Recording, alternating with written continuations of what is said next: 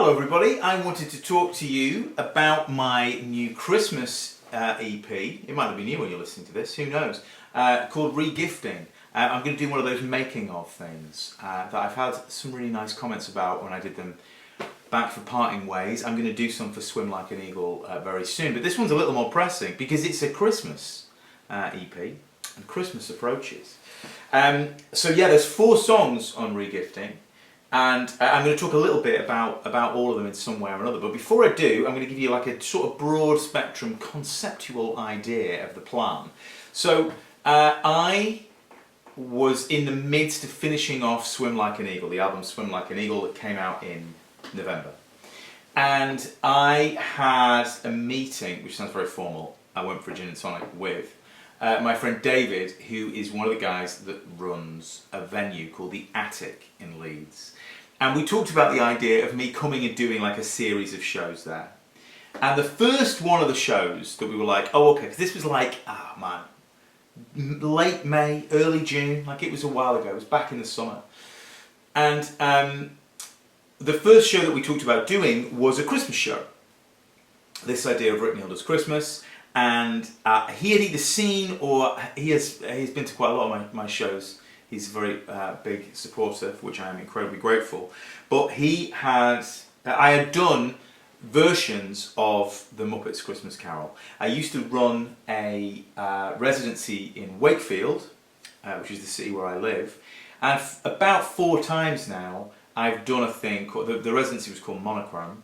And I did a thing called Muppets Christmas Monochrome. And basically, I would do all of the songs and the story of Muppets Christmas Carol, Daft Voices, get special guests on to be the Marleys, to be Belle, you know. And my friend Rob Reed, who's a spoken word artist, kind of wrote these specific poems to be the ghosts of Christmas past, present, future. And it was kind of a thing. And I did it at first with no real plan, and it was really daft and really good fun. And I love those songs as well. So it was kind of like, okay, well, let's do a Christmas show at the Attic, because they really go to town there. It's a beautiful venue to put up a big Christmas tree, like it's a cool thing. So I'd said, right, okay, well, we'll do that. But then I was like, okay, if I'm playing at a lovely venue like that, I don't want to just play other people's songs. I am primarily a songwriter more than I am anything else. So I kind of stumbled across the idea of going, right, well, let's do 2 halves, and the second half can be Muppets, and the first half can be like a show of my stuff, and I'll treat them like completely different nights. Like I'll have different costumes, like I'll be in my like civilian clothes, if you like, for the first half, and then I'll put on like a waistcoat and shirt and kind of get a little bit more sort of faux Dickensian, if you like, for the second half. So once I kind of thought, oh, okay, I'll do that, I then was like, okay, well, if it's a specific Christmas show, I need to play some Christmas songs, and I don't have many. I have a couple. There's a song I wrote a few years ago and released like a studio version called Decorations Down, and I'd written some Christmas stuff for Davina De Campo, which I've performed before, so I thought, oh, well, maybe there's that. And then I was, like I say, in the process of putting the finishing touches on Swim Like an Eagle, an album that was incredibly difficult to finish because of all kinds of emotional and practical reasons that just made it a really hard thing to finish. And I really felt like I was I felt like I was swimming in, but I was running through treacle kind of thing. And so I went, right, okay, I'm going to write a Christmas EP, and here's the rules. I'm not going to produce it myself because that's kind of killing me. I'm going to do it just piano and voice. And I've not made a record like that for a while. Like that was kind of my stock in trade about 5 or 6 years ago, but I've not done that for ages. And I'm going to treat it the way I treated, for example, All the Counts. I am going to go to the studio on a day with a producer, and I'm going to make it happen. So I asked my friend Ed Heaton, who I've worked with loads, to let me go and use the studio, and he works at a university, so I managed to get into one of the big grand piano rooms at the studio. And we basically were there for like, 4 hours. It wasn't long. And my plan was that I would write 3 songs and I would just go and capture those. And my rules for writing these songs were, write them fast.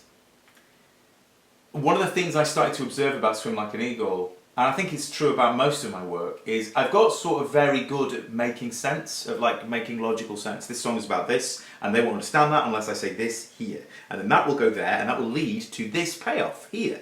And it all becomes very logical. And that works great. That's not a complaint. Like I enjoy that kind of music. But I was watching something. In fact, I'll tell you exactly what it was. There was a big Billy Joel documentary that came out over the summer. And the early portion of that, when he's kind of recording his early records like Cold Spring Harbor and Piano Man and stuff, the songs felt so impressionistic is the word that I started to use to think about this project. They don't make absolute sense, but there's a sense of kind of emotional world to them. So I was like, right, I'm going to write them fast. And so I set myself rules. I'm a very rules guy with creativity. And so I kind of went, right, I'm going to write in half-hour bursts. That's what I'm going to do. Because I know that when I get like into like minute 31, I'm starting going, well, let's just actually organise this and let's make that make sense. Oh, wait a minute, that doesn't... You know, I start organising. So I tried to write fast in like half-hour bursts, and I'd make sure that I didn't do more than one half-hour burst like in a day. You know what I mean? So I'd kind of go like, I'll do half hour on this train journey, go. I'll do half an hour, you know, here, like 3 days later or whatever. And I'd write emotionally, was my plan. Not think about, I don't know, it's hard to explain, but I would write fully emotionally, of just going, right, how do I feel in this half hour, go. And then attach that to Christmas. Now, a thing that definitely it is kind of draped over these songs is the fact that my dad passed away in February, and we are approaching my first Christmas in his absence. And also, I turn 50 in September. Thank you very much. Just do a bit of yoga, drink a lot of water. But yeah, I turn 50. So there's a whole kind of like aging thing going on, and time passing, and mortality to some extent, like. That is an element of these songs. The other rule I made for myself was to trust myself to perform them on the day. When I made All That Counts or Lullabies for Parents, I kind of rocked up to the studio absolutely organised, like fully arranged. I might have changed the octave of a couple of things, but I knew what voicings I was going to use. I knew I was going to speed up, slow down. I was like mad rehearsed. And so really, it was the process of recording those was to capture that performance. Whereas for this record, I was like, okay, the pressure's off, because Swim Like an Eagle is an incredibly curated and organised experience, if you like. This doesn't need to be anything. I am essentially writing these because I want to play them at that show at the Attic, you know. So I didn't arrange them. I had like a chord and went, okay, it's going to be that chord to that chord to that chord to that chord. Like that's the progression. And I had the lyrics, and I essentially wrote the top lines, I wrote the lyrics and the melody. But I didn't like arrange and kind of go, oh, well, I'll double that and I'll do another chorus at the end. Like I really wanted to get in on the day, and just as I'd written them emotionally and quickly, I wanted to perform them emotionally and quickly and kind of capture a thing rather than recapture a thing, if that makes any kind of sense. So that was the kind of broad strokes idea of what I did. I also knew it wasn't going to go on Spotify, certainly not this year. I might put it on next year, I don't know. But because Swim Like an Eagle had just come out, I was like, right, let's make this a Bandcamp thing. I'm essentially writing these songs to perform them, and they are captured. And weirdly, that does kind of take a little bit of pressure off, I think, in a strange way. I don't know why, but anyway. Frankly, it ended up going way better than I thought it was going to go. And the day in the songs I love, the day in the studio was an incredible. I mean, it was a very exhausting day. It was an emotional day, as recording often is when you're on your own and you're kind of dealing with the sort of emotional nature of the kind of music that I write. But then, like, I was like, right, I'm also not going to mix it. I just kind of essentially walked away from the whole process, and then Ed started making them sound beautiful, and like about, I don't know, 3 or 4 days later, he sent me the first kind of mixes of the takes that we'd chosen, and I was like, oh my god, this is really good. Like, I'd listen to this, and that sounds like a weird thing for an artist to say, but it's true. Like, this is more like what I would listen to, you know. And that kind of almost, it is not a jazz record by any means, and I am not a jazz musician, but that I've got a lot of friends who are, and that jazz musician ethos of, well, what it is on that day is what it is on that day, I kind of really bought into. And I've ended up kind of really falling in love with this record. So there are 4 songs on it. The 4th one, which honestly, I mean, this is how little thought I had given to the process of making this record. I'd sort of forgotten about Decorations Down, and it was my wife, like maybe even the day before I went to the studio, that said, "Oh, you're going to do a version of Decorations Down?" And I was like, "Oh, yeah, I could do that." So I just kind of worked it out and thought, yeah, I can put that on as well. But the other three are kind of the new songs that I'm going to talk about today. So I'm going to talk about them in order, if that is okay. The first song on the record is a song called Decorations... no, it's not. That's a lie. Is a song called Driving Away From Home for Christmas. That is a title I have had since before I was married. I've always kind of thought it was quite an interesting idea for a title because, obviously, it is based on the song Driving Home for Christmas, right? And in that song, it's the idea of like, oh, great, we're driving home to spend Christmas, it's going to be fab. One of the things I have observed about being a kind of like adult, there's no real way of expressing it, is that often you're not driving home for Christmas, you're driving away from home for Christmas. The place where you live, you then travel away from to then go and see your family, your parents in my case, or my wife's parents. And even though that is kind of joyous, it's a different experience. So I kind of was really interested in it as a title. Now that obviously then added to which you've got the stuff about my dad and the fact that Christmas is going to be quite different. The song sort of took on a slightly different life. And the first image I had when I was writing this song was of me filling up the car on a Christmas Eve morning. And I got 2 kids. And a wife and a dog, and that's a lot of things to fit into a little car. And so kind of getting all the presents in that we were giving to other people, all the things that we needed and whatnot, and then the idea of kind of like that thing of you sitting in the car, and we used to put tinsel across the dashboard when we were kind of on a journey for Christmas, and putting the heater on to kind of try and warm it up so that when the kids get in it's like cosy and we'll have sweets and all that. Put on some Christmas music, you know the deal. So I kind of set it on my own, on my drive, in my car, on Christmas Eve morning, and it's cold, and it felt very lonely. Now there's a weird relationship between me and cars, and my dad and cars. Like, my dad loved cars. He used to work in the motor industry for years and years and years and years, and when I think of my dad, I think of him driving, is the real truth of it. And when I feel the most like my dad, it's when I'm in the car on my own. And there's a thing that he would always do to check the heaters were on, and he'd lean forward. And whenever I do that, and I sometimes do it instinctively, I'm like, oh, yeah, it's like he's checking the heaters with me, like it's a strange thing. So I kind of set it all, there. And I came up with this, the first thing I came up with was the... driving away from home for Christmas. You gotta count. So You Gotta Count on Me then is of course from I'll Be Home for Christmas, which again has this sort of slightly different concept. I've got the lyrics. Let me grab the lyrics. I've got the lyrics. Where are you, lyrics? Here you are, you crazy scamps. Yeah, alright. So all this sitting waiting for the car to thaw, dashboard tinsel tries to shine, turn the heaters up as far as they will blow, they're breathing shapes into the eyes, etc. So I'm kind of setting it in this quite lonely position.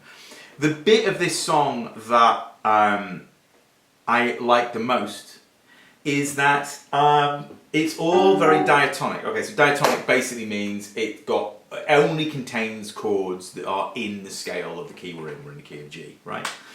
And what a trick I often pull, and a lot of songwriters pull, is to introduce some non-diatonic harmony at the back end of a section to build tension, add colour, and then it can resolve back. Now I do it in this song. The headlight lights are dawning now. So that's Lydian, that's like an A7 over C sharp, like an A9.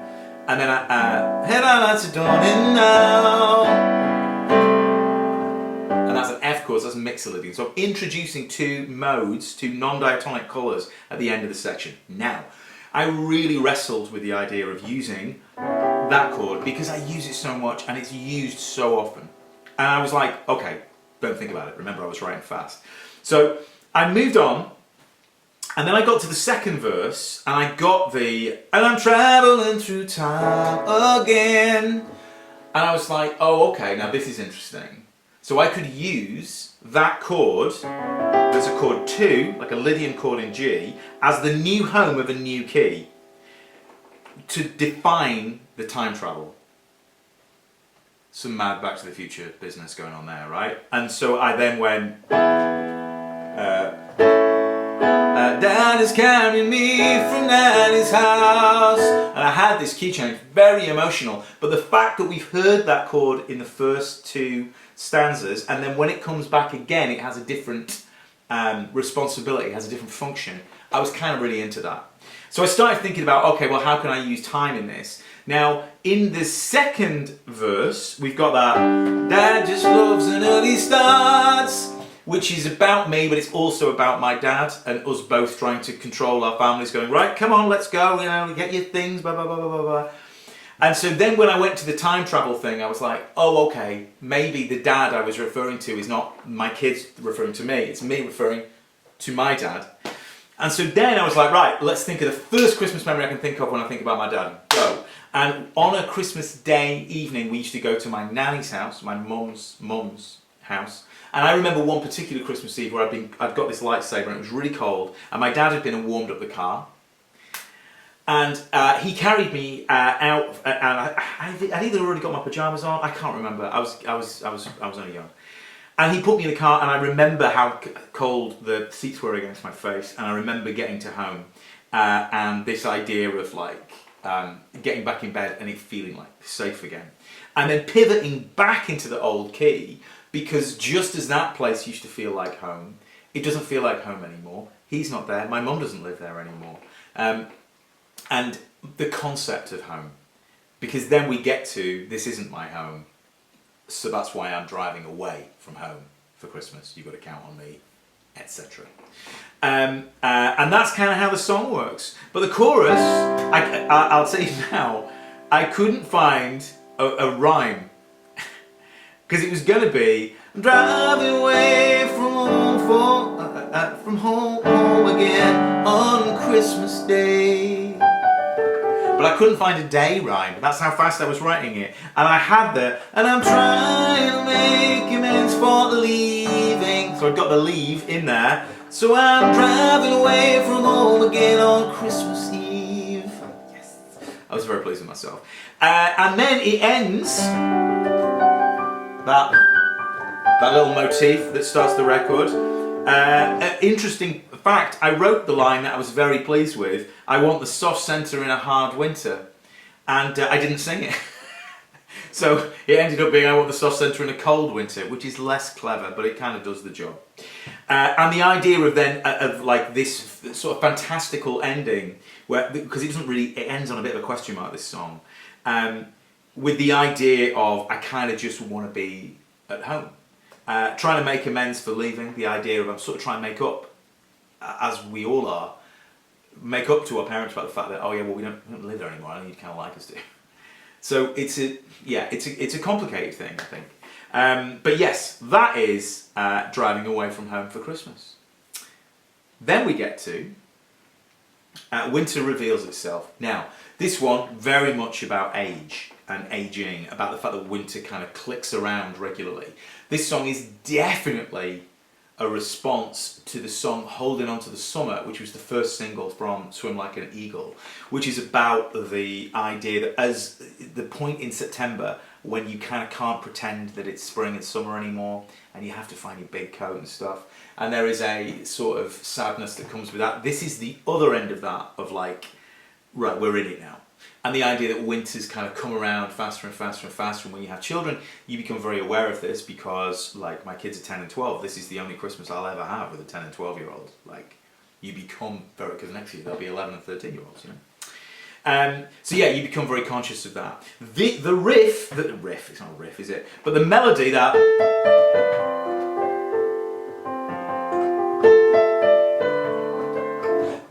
melody, very Joni Mitchell kind of melody, that I wrote for Parting Ways originally. That was in one of the early ideas for a song on Parting Ways that ended up not making it, but I'd always loved that melody. And when I thought about the idea of going, oh, okay, what if I use it in this song? Because it sounds so wintry, possibly because of its Joni Mitchell-iness, yeah? It's coming on Christmas, etc. And a mixture of that, and then I had this chord progression.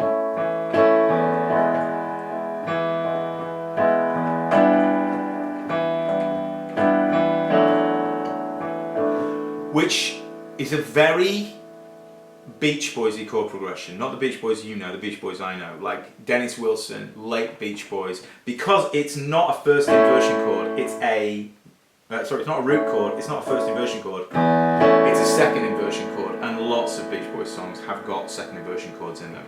And it's this incredibly unstable note upon which to balance a chord. And so I had that as a pedal, i.e. a root note that plays under everything. Had this kind of sense of suspense, it had this weight to it. So then I started playing around with the idea of personifying winter, about this woman that kind of leads me through the year, and it's like, oh man, she's back again, like, you know, and she's kind of beckoning me. Winter begins to reveal itself, finding its feet in darker nights, pushing new boots into the ice. Winter begins to reveal itself, stretching out fingers through the trees, whispering frost into the breeze. This idea that slowly but surely she's kind of taking over the world that we inhabit. And then we get her voice, and the bass line starts to go up, and she says, keep up, I'll lead you on. You can't stand your ground too long. Unbelievably Beach Boys-y chord. That's like an A7 third inversion over a G.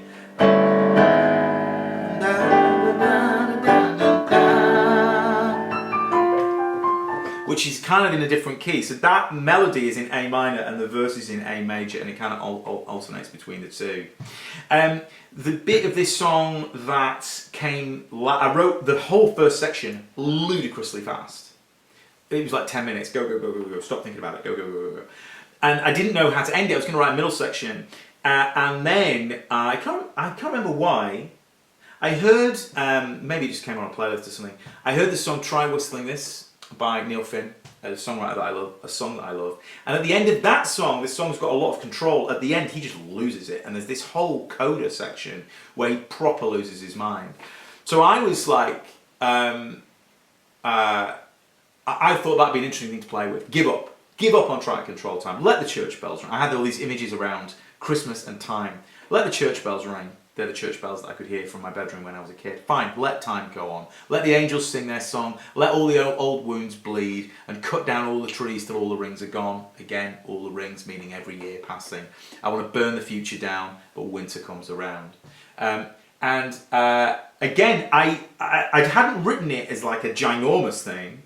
But then when I was performing it, I like really went, okay, let's be really controlled, and then let's be full on furious. And I remember Ed saying, he was like, I think that's the first time I've kind of heard you angry. And I've known Ed for a long time, and I do kind of give it some. And then the idea then at the end,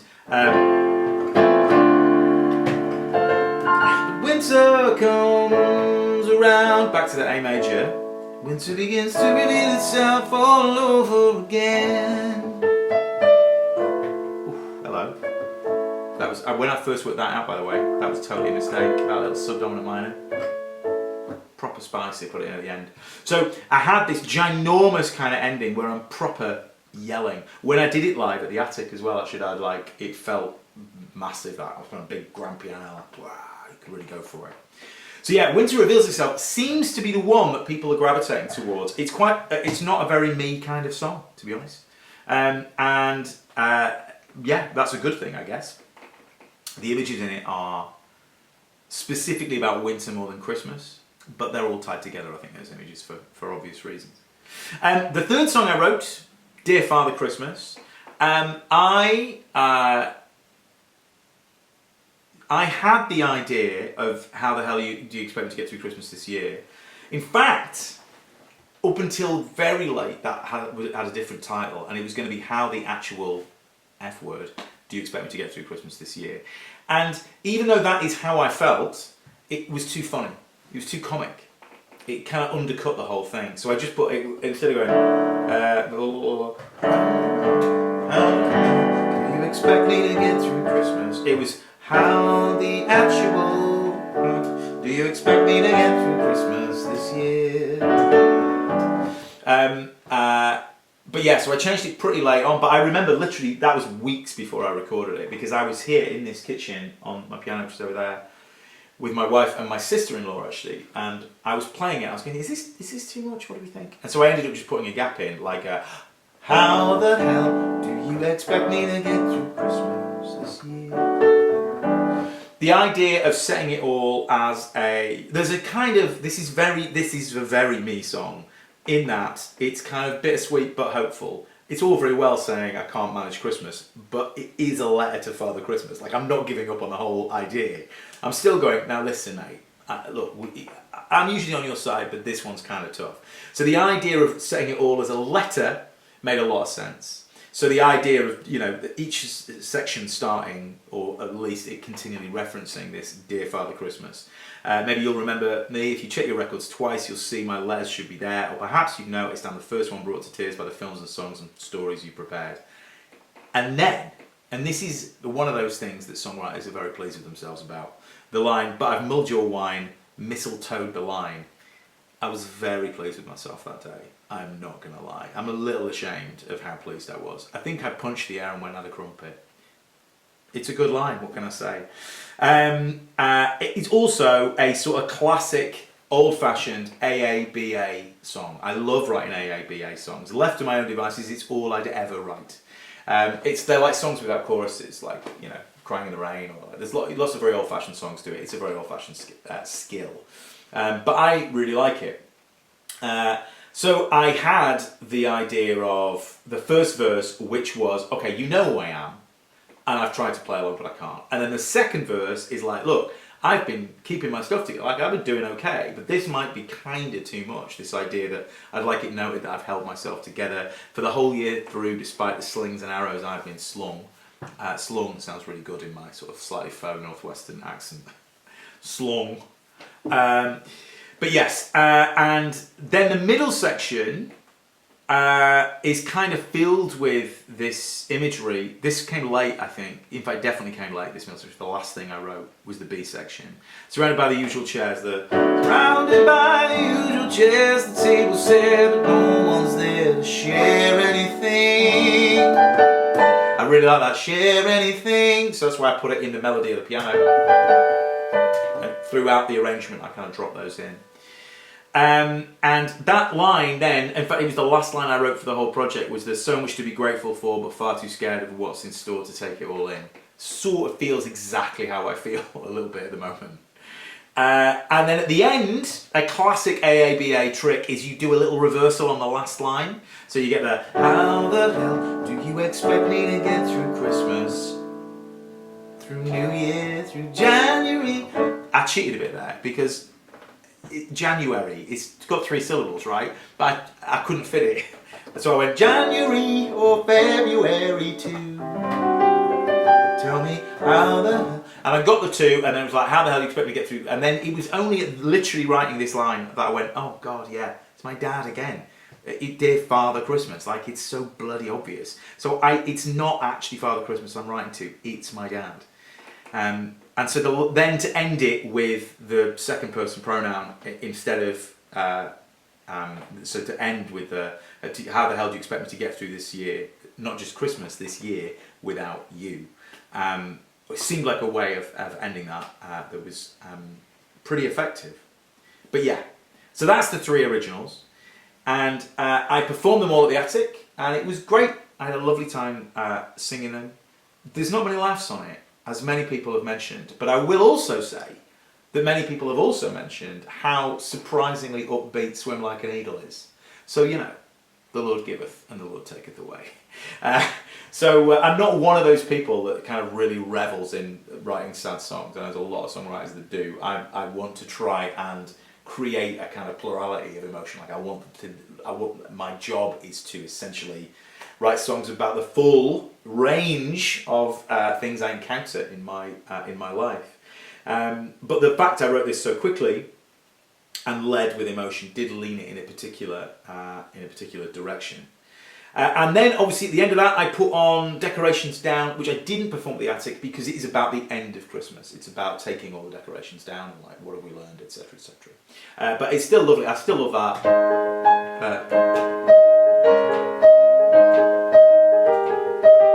It's a lovely riff. It's that time again, etc. Go and buy it on Bandcamp. But yeah, and then that closed it off. I should add also that day I did. If you've bought the album on Bandcamp, Swim Like an Eagle on Bandcamp or on CD, then the piano versions of the songs, I do piano versions of Hold On to the Summer, already mentioned, Can't We Be a Little Bit Kinder, and Nowhere Else I'd Rather Be. They were recorded straight after this. And basically, just to be clear, each of the 4 songs are essentially one take. I think that Dear Father Christmas is pure one take. I think Winter Reveals, we took the first half of one take and then glued on the back half of another. And then I think there was a bit more faffing around with Driving Away From Home, where like I think I like did one bit really well in one take, so we kind of edited it in. So we cheated a little bit. And Decorations Down was 2 takes as well. But all of the ones for the album, for Swim Like an Eagle, they were all full on one takers. Which again I think adds the sort of emotional nature of it. But anyway, I'm going on. But I mean, I guess that's why you tuned in. So yes, that is my Christmas EP entitled Regifting. And you can listen to it on Bandcamp. It may well be that next year I put it on Spotify. I don't know. There has been half a conversation about the idea of writing another 4 Christmas tunes and recording them in exactly the same way next year. So we have like an 8-track album that we put on Spotify next year. It's early days here, I haven't really thought that through. But that anyway is a possibility. I hope you enjoyed this record, I hope it finds you well. And listening to it, the ideal listening scenario, I'll tell you now, is in the evening with a little glass of port by the Christmas tree with the fire on. That's kind of what it's written for. And I hope you are well, and I hope that you have a awesome Christmas. And I want to thank you for listening to this and supporting me throughout the year. You can buy it on Bandcamp or listen to it on Bandcamp and follow me in all the usual places. But yeah, for now, thank you very much. Merry Christmas.